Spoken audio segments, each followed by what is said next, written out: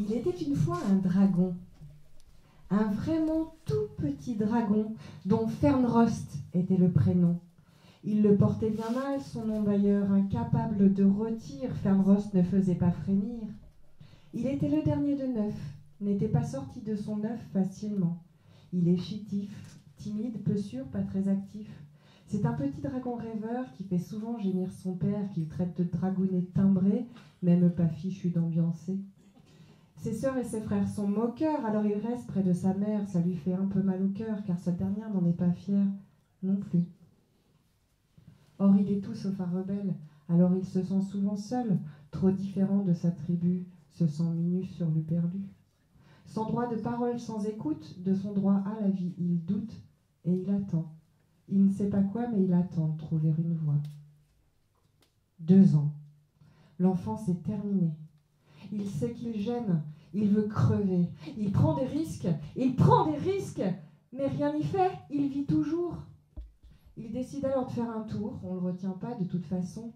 Il se fait un petit baluchon, part en zigzag, et puis tout droit, sans dire au revoir et sans émoi.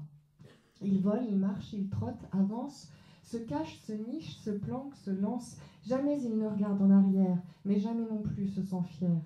Alors un jour il s'arrête, craque, pleure, gémit, hurle, matraque de ses poings ses vertes écailles, tente de s'arracher les oreilles, puis tombe et sanglote sur une pierre longtemps, avant de s'endormir épuisé. Son tohu-bohu n'est pas passé inaperçu. Et plus tard, quand il se réveille, un petit singe est assis qui veille sur lui tient la patte et dit « Pourquoi tout ce charivari ?» Fernrost, tout d'abord, hallucine. Celui-là, il devrait le bouffer sur le champ direct en tartine, mais le cœur n'y est pas. Gêné, il répond « Je suis ouf ». Étonne « Ça ne va pas !» Puis il raconte sa vie, son œuvre, sa gloire. Je déconne, comment il est sorti du conte? Lui, dragon terrorise personne. Lui, Fernrost, il abandonne. Le singe l'écoute tranquillement. Le singe garde un air bienveillant, ça le change. Il profite, rallonge, s'épanche, digresse, rêve et partage. Plusieurs heures se sont écoulées, Fernrost n'a pas vu le temps passer. Il s'excuse pour ses fariboles, mais ça fait du bien la parole.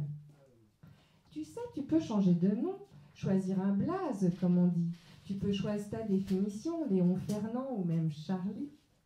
Fernrost réplique qu'on ne change pas sa nature ni ce qu'on attendait, que la différence dérange, déroute, isole assurément, qu'il ne sait pas cracher du feu, pourtant il a fait de son mieux.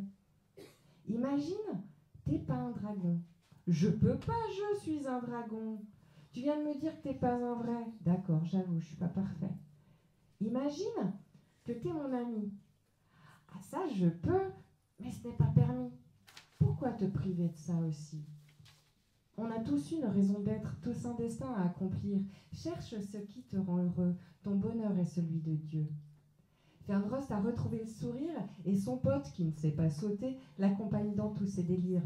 Tous deux sont des handicapés de leur race, mais ils se sentent libres. Ils multiplient les expériences, attentifs à leur équilibre, à ce qu'ils ressentent en pleine conscience. Ils essaient la couture, la rime, le tricot et même le crochet. Ils essaient la grande cuisine, les jeux de mots et le croquet. Ils essaient à tire-larigot et Fernrost s'enlivre à gogo. Le singe maintenant fait de la peinture. Fernrost est devenu conteur. Ils vivent leur art à toute allure, ont même quelques admirateurs.